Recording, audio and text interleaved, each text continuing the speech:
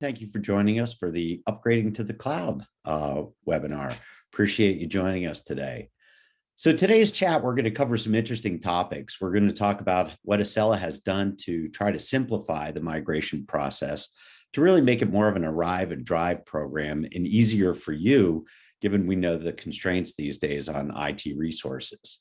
We're going to talk about how prepared you need to be for the migration. We'll discuss also the numerous benefits and what you should expect, and then also the cost. And at the end, we'll have 15 minutes reserved for Q&A so that we can dig into your questions. So our panelists today, I'd like to thank Al Wagner for joining us, who's the Deputy Director of the California Coastal Commission. They cover 15 counties, and I think, Al, you said about 840 miles of coastline on California. Today, joining us also is Jim White, who is the Vice President of SaaS Migrations at Acela and manages the team that will be handling your migration. And I'm Jonathan Knight, or JK, Acela's Chief Customer Officer. So today, before we get started, let's jump in with a poll. We've got a question for you that we'd like you to answer to get your thoughts on. And that is, what is the most intriguing about upgrading to the cloud? Please select all that apply. We'll give that a few seconds for folks to answer.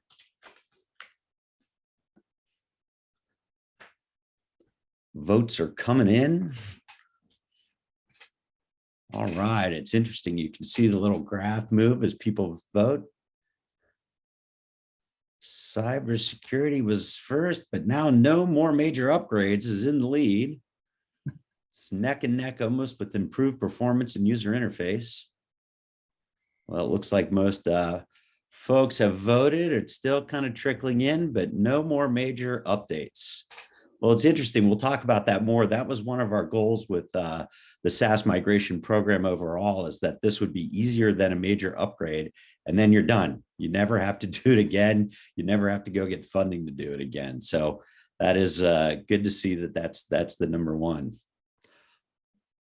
All right, we have a second question for you, second poll before we launch into the webinar. One more. It's then what are the biggest barriers to upgrading? What do you see as the challenges that you face to getting upgraded?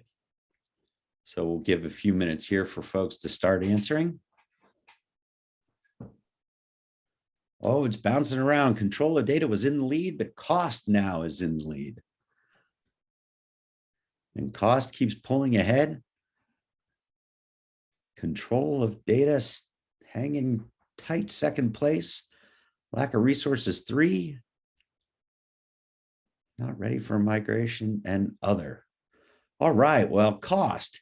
Good thing we're going to be covering all of these actually in the webinar, but cost is of a major concern, and control of data and lack of resources is a close third. We'll be covering all of those today and hopefully have some good news for you on each of them.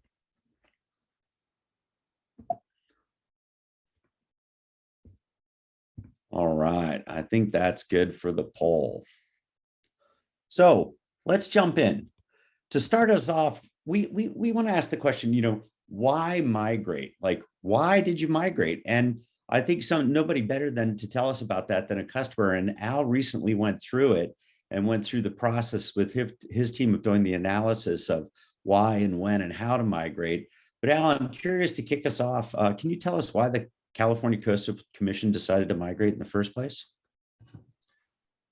Sure. I think what our impetus was similar to what you saw in the poll results. We're a small agency with small staff. It was difficult for us with 5 people managing 6 offices over 1,100 miles of coast to stay on top of the upgrades. We just continued to fall behind, which was beginning to affect operations as we were struggling to deal with all that comes with running an agency, cybersecurity, all the other things that come along. And so we were looking at that, the impact on resources, the availability of that. Right. And in the long term, we found that we were kind of constrained in how we could move things forward. For instance, launching a public portal for allowing public access to our data, because we were just on an older platform. I think we're on 7.3.5 by the time we actually did the migration. So that was a real driver for us, was to kind of make that change, get off that train of always being behind the ball, and Right. to try to free up some resources. I definitely hear that a lot from our customers, and that you finish one upgrade and you get through it and it takes a long time. And there's all the hardware considerations, interface considerations. And then you're right back at the starting line having to think about the next one. And today's pace, that is really, really hard to keep up with. So I think a good follow-on question is so Jim, given that's why Alan team decided to migrate, and I know that you've heard that from a number of the accounts you've worked with. Could you take us through what's involved in the migration process? What does it take? Sure. So we've got a very standardized methodology that we've implemented for these types of migrations. And we start out with just analysis of what you have so that we can scope the project accurately. We've got a report that we run and review with you that'll really detail out what's in your system, and then we can plan what it's going to take to migrate all the various components. And One have you found that beyond even just looking at the migration, that's been really helpful for accounts to understand what they have, to see what their interfaces are, reports, database, because I know that it maps out everything for people, and that seems to be a really great starting point to understand what they have. Yeah, it's a really great document if you just want to get an overview of what's in your cell environment and what all your dependencies are. It can be a really helpful exercise in its own right. How long does that take folks to run? Like, what's involved in then running the assessment report? Yeah, it's not a very big commitment. It usually takes about half an hour to get the report installed and run, and then about another hour to meet with us and review the results and pull everything together. Right. And I've been asked if we charge for that, and we absolutely do not charge for any of the assessment or the upfront part of the process. Our goal is really to work closely with you and your IT team. Full transparency. Let's look at everything that you've got, from, again, interfaces to reports, and understand exactly what your environment looks like and how we're going to progress through. Thanks. Thanks, Jim. I wonder if you could, keep going and talk about some of the enhancements we've made to the migration process. Yeah, so some of the key points on the migration process, and this project was a good example, is that we're able to upgrade customers all the way back from version 7.3 to our current version. So really, no matter what version you're on, you don't have to worry about upgrading your on-prem before you migrate. And we've really done our best to make sure that we on the Acela side are doing as much of the heavy lifting as possible and taking that load off of our customers that are going through the process. So, from a customer perspective, as long as you can just provide us the inputs, i.e. your databases and ACA customizations, documents, etc., then we're going to really do the bulk of the work in terms of updating your reports, updating your interfaces, making any configuration changes that need to happen by virtue of the version upgrade or the move to SaaS. And then really then it's going to come back to you primarily just to perform the final testing and user acceptance testing. And of course, we'll need a little bit of customer engagement around the go live as well to just help with the final transition. That's great. That's great. It really, again, some of the folks that I've talked to, it was key that this was something where Acela handled all of the work, and that, we did the bulk of the work for you. Again, arrive and drive, and you hand us, a copy of everything, and then we come back and hand you the keys, and you're ready to go after a testing cycle. So Jim, also, I get a lot of questions from folks. Well, I'm not ready, or how prepared do I have to be? What do I have to do? Is there any more specificity you can give around, what customers need to do as far as getting ready for the migration? Yeah, I mean, you really don't have to do anything to prepare by and large. Again, we're not going to ask a lot of you through the process, and we're going to take what you have currently in your on-premise system and move it to the cloud. So we don't have to do a lot of involved requirements gathering. Like, I think some customers think back to their initial implementation and envision something of that magnitude, and it's really not like that. It's much simpler, much faster, and again, we really can do a lot of the work without too much engagement from the customer side. That's great. So You heard Jim and I say it, but now where the rubber meets the road. Al, how was your experience? Did that hold true as far as the promises and the commitments that were made for your team? Yeah, pretty much. The process that we did really follow what Jim outlined. They worked with our team to do the assessment, come up with a game plan, schedule, and the key points that we needed to hit as we were going throughout. We did a little self-inflicted damage in preparation that we decided prior to migration that we would do some additional record creation work, which just put stress on us, not on the process itself. We just wanted to have things in place prior to migration. We could have done that after the fact, but we chose to do that before the fact. That was, as I said, self-inflicted, but it didn't impact the migration itself and the work that was done. It was seamless for integration into the cloud environment. The changes that we made, we just basically had all done prior to really the start of the process. And then throughout, we worked regularly checking in on the status of things where there were questions or issues to be resolved. The Acela team worked with us. We did have the Acela team do migration of some of our key reports that our staff use for a variety of purposes. We have a number of templates of reports, things that we send out to the public. And they worked with us to convert. We were in an Oracle database backend. Moving to the cloud required us to go to Microsoft SQL.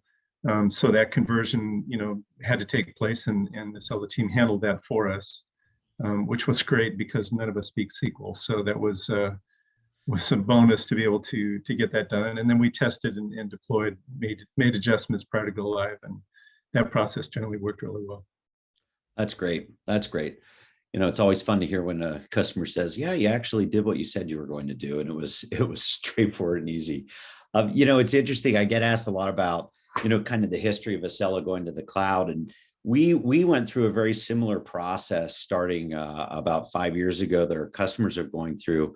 Many of you know that Acela used to have its own hosted data center. And about 5 years ago, we kind of started looking in the mirror and saying, why are we in the hosting business? There's some little companies like Amazon and Microsoft that do hosting and can probably spend a little bit more on security and technology than we can. So we went out and did an RFI process where we looked at Amazon, we looked at Oracle, we looked at Microsoft as far as, Azure, as far as a hosting partner. And we chose Azure, not just because of their strong technology footprint, but because they also have so many customers in government. Microsoft knows government. And so we felt that would be a great partnership for us. So we spent about a year migrating our own technology stack to Azure and created a number of environments, did a ton of QA. And then we started with the over 250 customers that we had in our hosting center, migrating them over to Azure. And Jim and team were heavily involved in that process. So we got a lot of practice and a lot of time to optimize and a lot of time to work with Azure. And as I say, over 250 customers preceded the on-prem upgrade efforts. So we were able to spend a lot of time with that environment and build the tools to do the migration before we started moving our on-premise customers over. We felt that would be a good process to go through first. And as of today, Jim and team have migrated over 1.5 terabytes of data. They've migrated over several thousand reports, and over 100 interfaces have been migrated from 24 on-prem customers that are now in our cloud that we've migrated successfully in live, and we've got another couple dozen in the pipeline. So it was interesting that Acela went through a lot of the same kind of processes and challenges and opportunities and fears and consternation that our clients are doing. So given that we've migrated a number of folks over and that they've all been very successful so far and are running on the cloud, Jim, if you could talk a little bit about some of the benefits that some of our clients are seeing with this process? Yeah, I mean, once customers are in the cloud, I think the poll told the story, right? Not having to do their own upgrades and worry about maintaining and upgrading their infrastructure is huge. Once you're in the cloud, we do the 2 major releases in the spring and fall, and then other point releases on roughly a monthly basis. So keeps the system current, and it just makes it much more of an incremental process um, in terms of keeping current with your system. So that's a big benefit. I think the other thing that we see a lot is, since customers no longer have to maintain that infrastructure, it frees up some resources to focus on some more value add type work in the platform. So implementing new record types, business processes, additional reporting and business intelligence applications. We're seeing customers be able to focus on those things that the business can really derive a benefit from directly. Yeah, it's interesting, Jim. One of the questions that we saw in the poll earlier was access to data, which I know is a concern about it. Could you talk a minute to folks about how we've overcome that and how that works? Yeah, there's a number of things we've done to help with that. A big one is a feature that we've implemented called the Enhanced Reporting Database, and what that really is it's a read-only replica that's basically a SQL server in Azure that customers can be provided with access to, so then they can query their database um, directly in near real time. So any sort of reporting applications, data warehousing, or integrations that we're reading direct from the database can utilize that enhanced reporting database feature and come into the cloud seamlessly. In addition to that, we also have enhanced some of our APIs for database access. So through the EMSE API, there's full ability to do selects, inserts, updates, any kind of SQL operation that you need to do, you can do through that API. So, taken together, ultimately, you don't lose any functionality. You may need to do things a little bit different than you were doing it on premise, but ultimately the functionality is there. Right, right. Yeah, that it seems to really have helped folks that they have to understand and to know that they have direct access to their data, whatever or whenever they need it, and that it's just because it's moving from on-prem where you felt that you could have it there and touch it, feel it, that you still have that level of access. One other question, Jim, for you. I get a lot of questions about my release processes, like in my testing processes internally. When I moved to SaaS, when I had it on-prem, I could touch it and feel it. I could roll back if necessary, but I was able to follow a certain release process and release cadence. Could you talk briefly about how the release cadence and process works once somebody moves to SaaS? Yeah, so presently, as I mentioned, we do the major releases in the fall and the spring. And with those, the way that currently works is they'll go into the non-production environments first. Customers will have roughly a month, maybe a little longer, to test.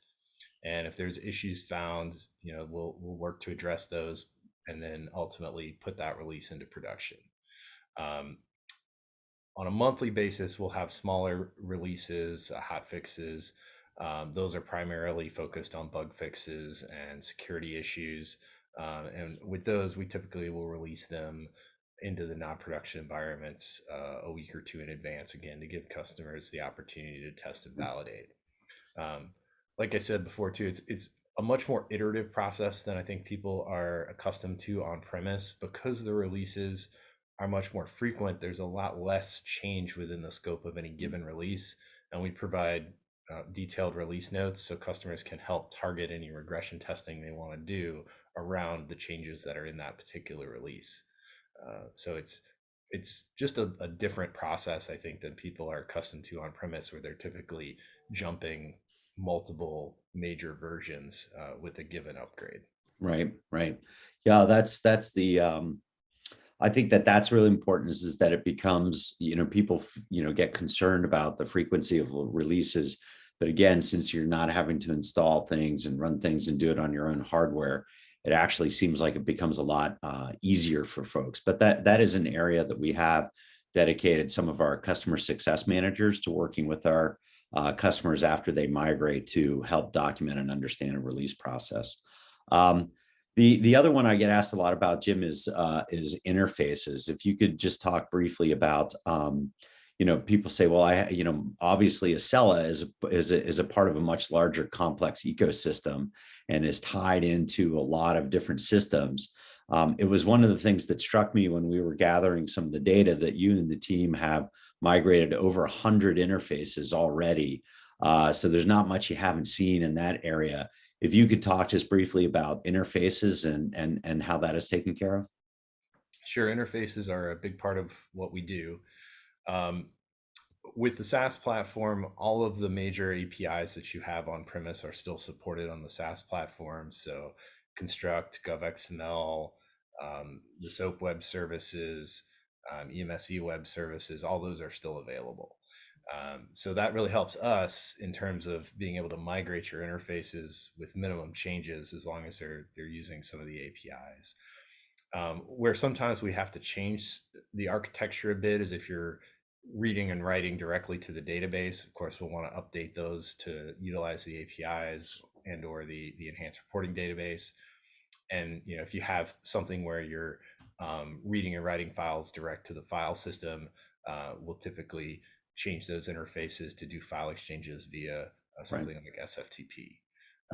So again, we've got a lot of experience with that. We've got a great interface development team that's part of our on-premise upgrade program. So if we need to go in and make those types of architecture changes, we have the capability to do it, to update the code and help you get those updated interfaces deployed.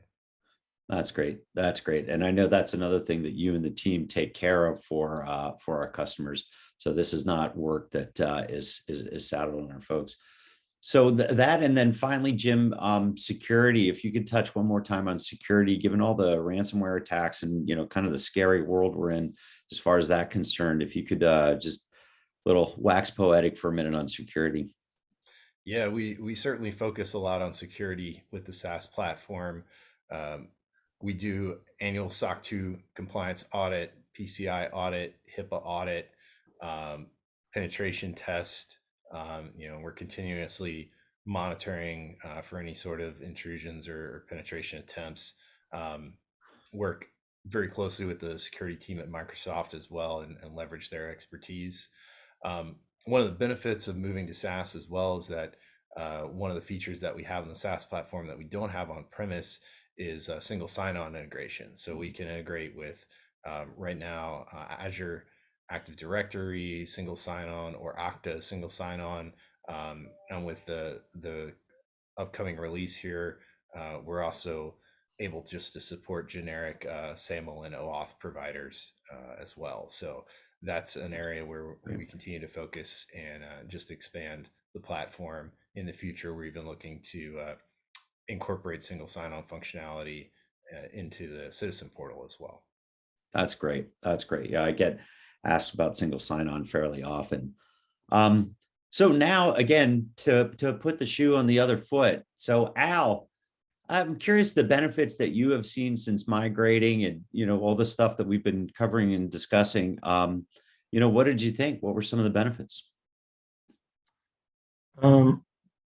Well, some of the things Jim touched on for sure, that, since we've migrated, there's already been releases that have been taken care of. That's not something our team has had to manage, and that's been terrific. Have a stable platform, a new user interface that is simplified for user integration and navigation inside the system for us was a huge benefit. Our staff really have appreciated that from the old, V360 interface to the new Oxygen interface was a big deal.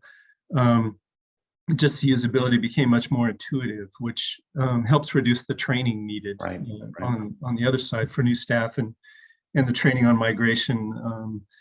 Fortunately, wasn't bad for existing users. Once we kind of showed them what this now looked like, they were like, I see how to make this work. And so that was a huge benefit. It's freed up a lot of my time and other staff's time that we were spending on, trying to keep system up to date and doing different things. That's just made that available. And then we've been able to really push forward on the development of, as I mentioned before, a public data portal. Now that we're on a version that's totally supported, we've been working to configure that. We hope to be releasing that soon. We're, just to put some context to it, we're the equivalent of essentially a statewide planning agency. We deal with permitting and planning issues with local governments up and down the coast. We interface with about 73 county and city governments in over 15 counties on 1,100 miles of coast. We oversee development onshore and offshore. We track that, but we're actually a really simple implementation. We just have a few specific records that we manage. We're tracking statutory and regulatory requirements for those. Being able to attach documents, do GIS on those is all a feature that assists our staff. But what we hope to do, one, is to share that information now with the public, so they can look up and see what's happening in their neighborhood, what projects have happened, what permits are there. We're working to share documents with them, staff reports, permits, those kinds of things. And we're looking forward in the future to an opportunity to work with some of the local governments that have also implemented Acela to be able to share some data, where typically now they're either on a paper-based basis or some are sending us things electronically. We're still managing that manually, excuse me, receiving updates of permitting and planning actions that they're taking at the local level that we are required to both track and interface with them and discuss, local permits, whether they're appealable, et cetera. And so from a kind of future forward stance, we're looking at ways that we might be able to work with some of the larger local governments, City of San Diego, City of Los Angeles, and others, to create an integrated data share and consumption of some of their reporting data, so that we'd be able to have that fully integrated with our system. Probably be the next team past me that will be doing that. But that said, I expect that's an opportunity. We're not currently taking online applications in our system, though that is something the agency would look forward to do later. But with all of the changes, I'm sure everybody online has been dealing with COVID-based work realities. We too are trying to figure out what that means for going forward. We did this migration actually during COVID. And so all of this was done from our kitchen table, so to speak. We also moved our headquarters office, rebuilt our statewide network, and integrated all new systems all during COVID. So we've had a handful of things that have really kept us busy, but the migration actually was probably the easiest part of all of those things we pulled off over the last couple of years, because the Acela team worked with us, carved out especially what the things that we needed to do from what they needed to do, and they took care of business for us. So the benefits that I've seen have just been, functionalities improved, time for staff has gone down for interface and management, ease of use, user interface have been, really a positive net benefit, and it's allowed us to really kind of move forward in something that has we've been held back on for a number of years, on setting up a public interface for sharing data with the public. Oh, that's pretty neat. So it sounds like there's this combination of almost a sigh of relief for let go of anxiety of, I no longer have to do these Acela upgrades, which I've heard from many folks over the years about the dreaded Acela upgrade. So we'll own that. And most of this gray is associated with those questions. No, I'm kidding. And then, but it's interesting. It sounds good that you get that initial sigh of relief, and then the team was able to focus on doing new things and enhancements, and kind of higher value than just trying to keep the lights on. Yes, definitely. Oh, that's great. That's great. I think that also in this era of having a hard time hiring and retaining staff, it's like people want to be doing, things like that are new and exciting and kind of fun, versus just trying to keep the lights on. So that's pretty cool. So then, of course, when I talk to people about this, the next question is, wow, this sounds great. What's it cost? Let's get down to brass tacks. And cost was another aspect of the program that we wanted to kind of design up front, that this wasn't some big, massive custom implementation that was, or transition that was super expensive, and you got, beat over the head with a huge SOW to get it done. And as a part of it being the arrive and drive, our goal was to make it, easy and bite size, and have some very distinct packages. So it was really easy to understand the cost. And after we ran the assessment, we can lay that out for you. But our base cost for the migration program itself, we set at $50K. So we've had some that frankly have been less than 50K for the implementation side of it for Jimseam. And we've had some that are more because they've taken the opportunity during the migration to do some optimization or change some workflows or consolidate some reports or do things slightly differently. So some folks have spent, 100, 150K, but again, our whole goal with this is that this had to be something that was easy and bite-sized to be able to take on from a budget standpoint.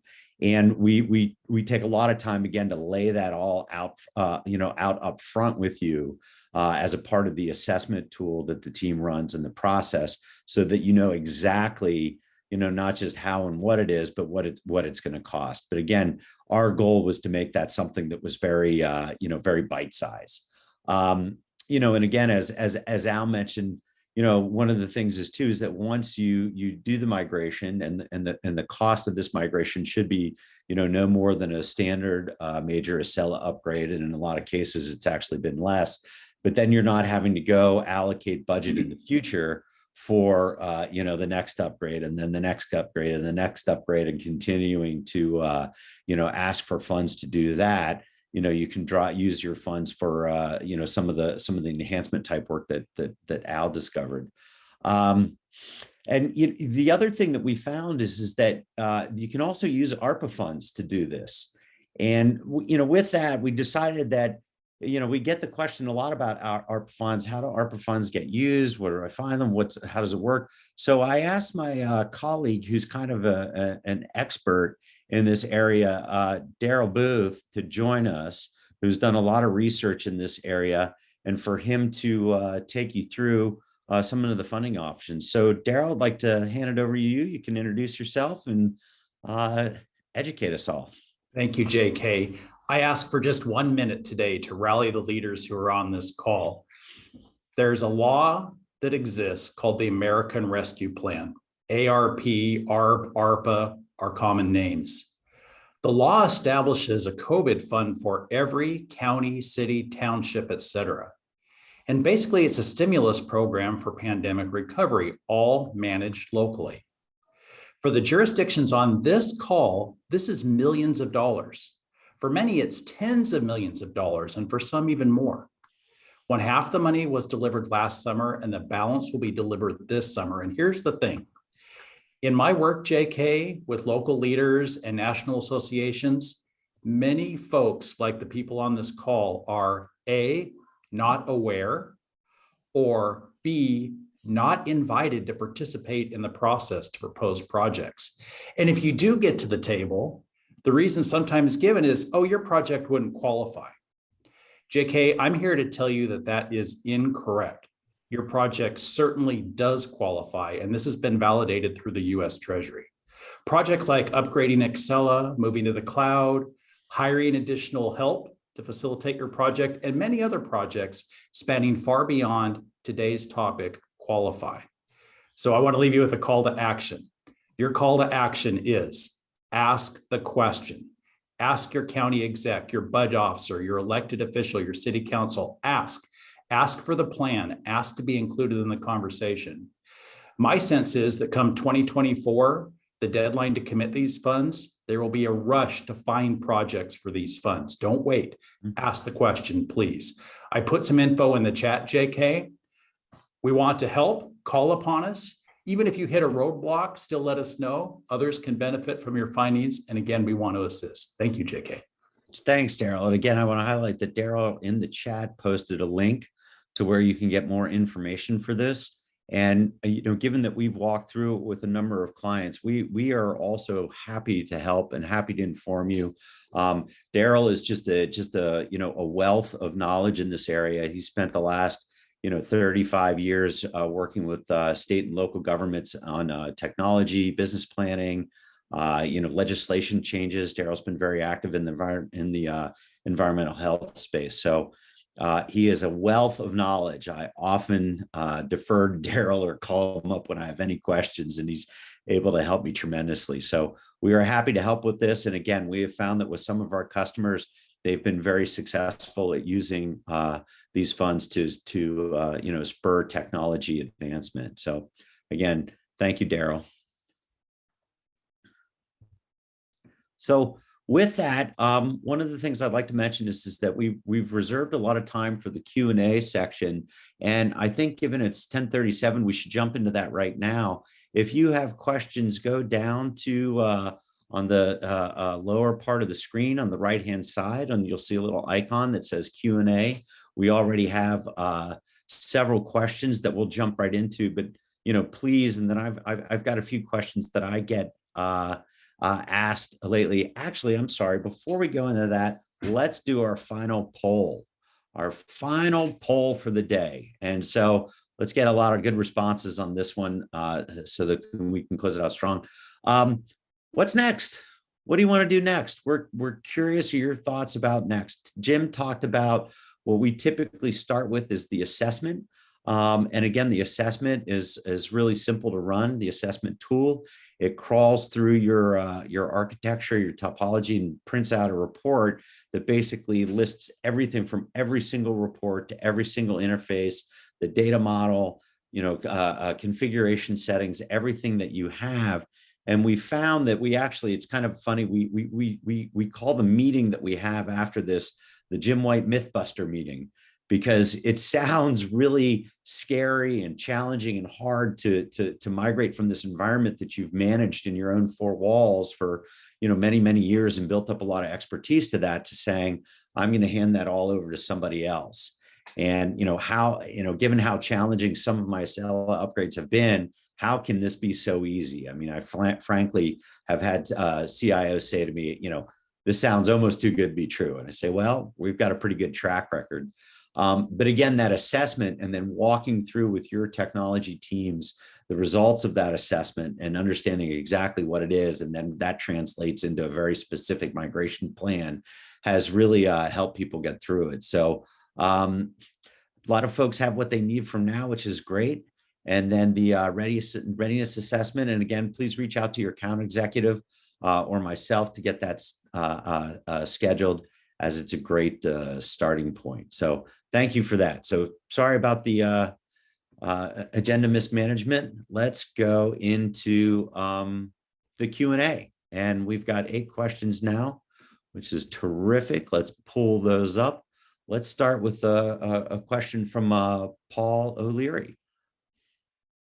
If we already have our own Azure SQL presence, can we host the database there and migrate Acela to the cloud? Who's going to answer that? I can take that one. Cool, thanks. So with the SaaS offering, it is all inclusive, right? Like Acela is truly offering our software as a service. So you can't really bring your own a la carte infrastructure. If you want to connect a SQL server to the instance, you can do that via the enhanced reporting database, set up like a link server topology. But that'd really be the option that you could have there. Cool. And Jim, if I could ask you to answer the next one, also from Paul, how often is the enhanced reporting database refreshed and replicated? Is that something that can be scheduled or selected? So it's updated continuously using SQL Server replication. It's generally no more than 1 or 2 seconds behind the transactional database. So yeah, in terms of like refresh schedule, it's a non-issue. That's great. That's great. And then one from a couple from Katie Seaman. What if we have a large number of automated processes using scripting? What changes need to be made and how complicated is the process? Can we manage them post-migration? Yeah, so you typically don't need to do a whole lot of change to your scripting, since that's using the MSE API, which is still supported in the cloud. Generally, the things that we would have to tweak a little bit in your scripting would be if you're using any of the direct to database API calls, we may need to just change the methods for compatibility with SaaS. Sometimes we need to take a little bit of a look at things that are relying on date and time functionality if you're shifting to servers in a different time zone. Those are the primary things. We don't really see a whole lot of other things in the MSE side that require change. That's great. That's great. And then another one from Katie, Jim, would SSO integration with Project Docs, and we use these systems together, and is SSO for both agency and public users? Yeah, so right now it's just for the back office. We do plan on adding that for the citizen portal in a future release here in the next year or two. That's great. And then we have one from Steve Deaton. If we use Laserfish instead of ADS for our document system, can our documents be migrated to the cloud from Laserfish? Yeah, so we can look at that. We could import the documents into ADS, I believe. We need to look at the specifics of your Laserfish configuration. You can still keep Laserfish as your document source as well. We have some customers that we've migrated that continue to use an on-premise Laserfish document store with Acela in the cloud. Cool, cool. And then from Karen Dickey, I gave a ballpark migration cost. What is the ballpark yearly subscription fee? And that depends entirely upon the number of users you have and your current contract. And again, upfront in the process, we work through that with you to provide you budget estimates, to if you need funding, and understand how that's going to work. But we make that process fully transparent as well. So talk to your AE about that, and we can get that started. And then a question from Ryan Shumway. Ryan Shumway. Being a shared server DB, I'm worried about the speed being reduced as to what our current end user experiences have now. They are used to a very responsive system. Yeah, so that's a concern that we hear a lot. But what we actually find when we move customers to the cloud, that in most cases, the performance is actually improved, and it's certainly no worse than what they were seeing on prem. And Al, please back me up there that was your experience as well. I would agree with that. We had specific network issues in the past where we were running everything, from on-prem, from a data center. Now through the cloud, we have full access remotely. Staff are able to access from home or the office, and I've seen an improvement in service and performance for all our staff across the state. That's great to hear, Al. That's one I get asked a lot too about, performance and speed and everything like that. We spent a great deal of time before we migrated anybody, and especially before we started the on-premise migrations, with the customers that we had migrated from our own hosting center to Azure. We migrated a bunch of pre-prod environments of some of our largest customers so that the engineering and the QA team could do a lot of performance, uptimes, all that kind of testing. So, yeah, well, that's good, Al. That's good to hear that it was what we're promoting is actually true, huh? Yeah. Another one from Ryan. Do we still have a dev and prod environment? Jim, you want to take that? Yeah, so our standard offering with SaaS is 2 non-production environments and a production environment. So yeah, you'd still have a development environment, a test environment, and a production environment. Yeah, that's great. And then a question in from Rocky Midland. So base cost is around $50K. How much a year for support? So the support cost gets rolled into the per seat SaaS subscription cost. So when you pay for a seat, you're getting support as a part of that, so that your maintenance, your annual maintenance fee goes away. One of the things about support and training also is we're moving aggressively away from for-fee training, and Garrick and team are working on building. We've implemented a new tool, knowledge management tool and course management tool and we're building curriculums right now for your teams. There's going to be IT tracks and kind of business user tracks. And again, one of our goals with SaaS is we want to make it so that you're not having to call us for every single simple change, or my goodness, we need training. How do we do that? As a part of our transformation to a SaaS company, we're trying to provide a lot of tools and training and other things like that, and really enhance community such that our customers can, much more easily become more and more self-sufficient. Some of the other questions that I get that haven't been, oh, there's more coming. Look at that. That's great. I hadn't noticed that. Another one from Ryan. What is the process for adding, modifying reports? Jim, can you take that?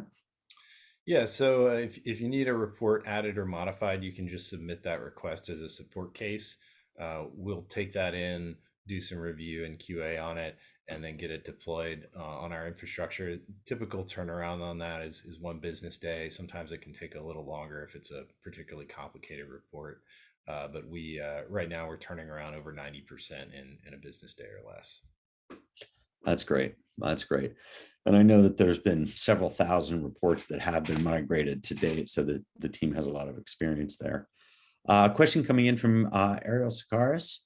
When you say the assessment report takes about a half hour, is that a half hour of staff time or a half hour for the software to run the report? I'm trying to get a sense of actual human hours so I can accurately share with our IT staff. Yeah, that's staff time. The actual runtime on the report's usually less than a minute. Oh, great. Thank you. From Steve, do you have any asset management customers who have successfully migrated to the cloud?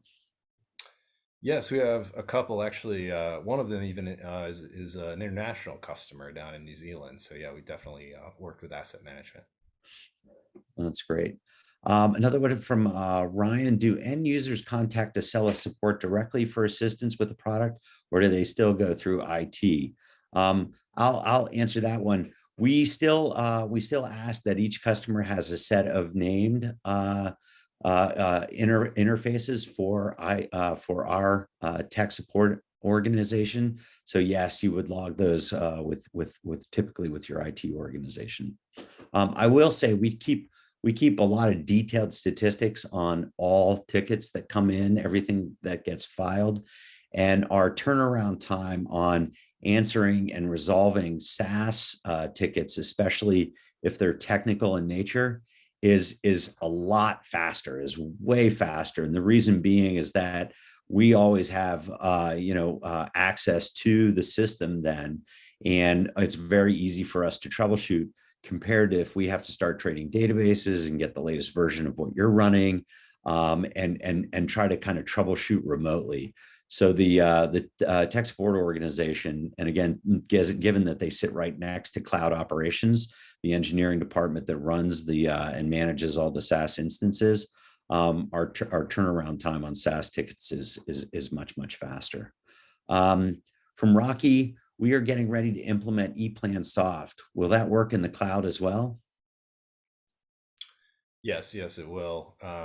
We've got customers that are running several different vendors. We see ePermit Hub a lot. We've migrated several large ePermit Hub customers, as well as DigiPlan, and of course ePlan Soft as well. Great, thanks, Jim. How long does the migration generally take? Jim, you want to cover that? Yeah, I'd say, on average, a migration takes about 5 months, maybe give or take. Some of our smaller customers, we've done it in as little as 3 months. The biggest, most complex ones to date have taken still less than a year, I think about 10, 11 months for the really big enterprise implementations that we've moved. And Jim, I know that one of the things that we've seen is that timeline is very dependent based upon our customers' rollout plans. So our level of work is bounded, and then it's usually slotting the migration into a timeline or a time frame when your IT organization is doing major upgrades anyways. And we also do a lot of smoke testing in our process, but then we ask our customer to just run through a testing cycle. So a lot of that timeline can grow or shrink based upon our customers' timelines. And again, Jim said one of the ones that took 3 months, it's because they really were aggressive in moving to the cloud, and they were able to slot it within their own internal upgrades and processes very aggressively. I'm curious, Al, how long was the process for you? It was about 5 months. About 5 Give or months. take. Yeah. That's great. That's great. From Jamie, a really good question. What kind of downtime do we have if we are disconnected from your site? As part of the migration process, we get a final copy of everything on Friday, of all the data on Friday. The team does, kind of a final data move, and then we typically go live Monday morning. And that's gone really, really well. As far as the SaaS downtime, given that it sits on the Azure platform and it's really scalable, we have experienced very little downtime, not much downtime with all of our current customers. And again, that's because we're piggybacking on Azure. And there was a couple of times, or there was one time, I think in the last, this was one, I think it was one time, wasn't it one time, Jim, in the last 3 years, there was an Azure outage that was a couple of hours in an afternoon, but that was a giant Microsoft Azure outage. It's not really much of an issue with us. Yeah, we did get hit by that one Azure incident. Generally contractually we're at 3 nines, and we typically achieve 4 nines with our infrastructure. So we're looking to improve on that further in the next year or two, now that we've really gotten everything moved over onto Azure and continued to improve that environment. Cool. Edward Smith is curious, SSRS or Crystal reports? Both are supported. Both are supported. Great. Jamie wants to know, so we were under the impression we could modify our own reports that we use. Yeah, you can make those report modifications. There's no limit on how many changes you can submit. There's no cost associated with that. You can deploy as many reports as you like. They just have to go through that review and deploy process. Right. Mark Townsend asks, will Acela be requiring on-prem installations to migrate to the cloud at some point in time in the future? In not the near term. We are still supporting our on-premise customers. We're finding that given things like security, the enhanced reporting database, a number of issues, the momentum is growing very rapidly. As I say, we've already migrated 24. We've got another dozen in process. And currently we're engaged with more than 50 other on-premise accounts, going into the details of reviewing the assessment, building timelines, all of that. So momentum is growing very fast. The pandemic kind of turbocharged that, and then a lot of the security threats and new capabilities that are SaaS only are really helping drive that. But this is not for our on-premise customers. This is not an emergency type situation. Marina asks, regarding document storage, is there additional fees on top of the per seat fee? Yeah, so included with the base SaaS package, you get 2.5 terabytes of document storage. And then if you go above that, there's an additional charge for each additional 0.5 terabyte. But I don't recall the exact number off the top of my head, but it's not a hefty fee. It's nominal, and we haven't seen too many accounts go above the 2 terabytes. Steve asks, how does the payment system work in the cloud? Does the cloud use its own payment system, or would it use our Heartland payment system? Yeah, so we have a number of different options available for payment processing. We have some payment processors that are integrated directly into the platform, most notably Forte, who's a very close partner of ours, as well as PayPal. If you're using Heartland, that would still require a custom payment adapter, which would be supported. You would still need to host that custom adapter. So we would, of course, recommend that you host that on Azure. We also are enhancing the product with a new payment framework that's just starting to be released kind of incrementally with the 22.1 release. So in the future, there's going to be more opportunities for customers to implement custom payment solutions with third-party providers in kind of a low-code, no-code model. So you wouldn't have to host those custom payment adapters in the future in nearly as many cases. That's great. And we can work through all of that in detail with you so that, we provide the actual technical specs and how it would all work. Steve asks also, would map dynamic themes be able to connect to local databases as well as the enhanced reporting DB? Yeah, so for an enhanced reporting database, you'd just be limited, or excuse me, for the dynamic themes, you'd be limited to the Acela database. It can't connect out to an external database at this time. Cool. And then our last question, by the way, this will be available as a recording, also with all of the questions and the associated answers for everyone. Is there a way to integrate the payments in Acela with an on-premise system such as PeopleSoft? Yeah, I mean, I'd probably want to know a little bit more about the specific requirements, because you still have the same payment APIs available in the cloud that you do on premise. I mean, we can integrate to really any payment processor, be it cloud or on premise. And Marina, yes, you will still be able to design and deploy your own ad hoc reports.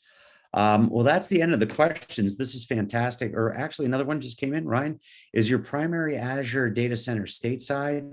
If so, is it replicating out of the US?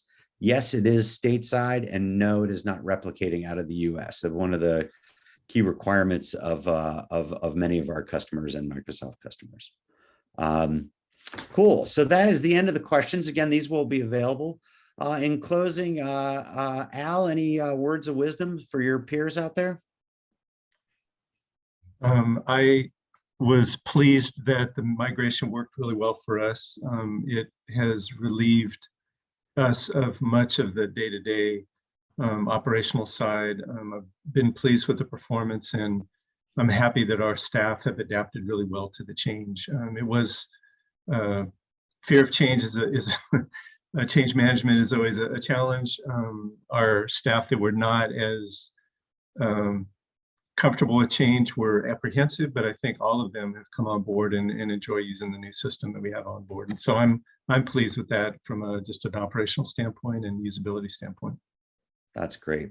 That's great. Well, Al, we really appreciate you taking the time to join us.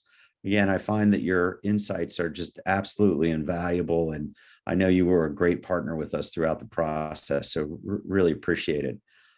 Jim and Daryl, thanks again for taking the time. I always learn something in these webinars from you guys.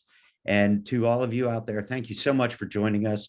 Remember, we're really treating this as a strong partnership, this process. We know how scary it can be, and that's why we do such a great amount of work up front to make it really transparent and easy to understand and communicate how this is all going to work, and how it's going to take care of your customers and constituents post migration.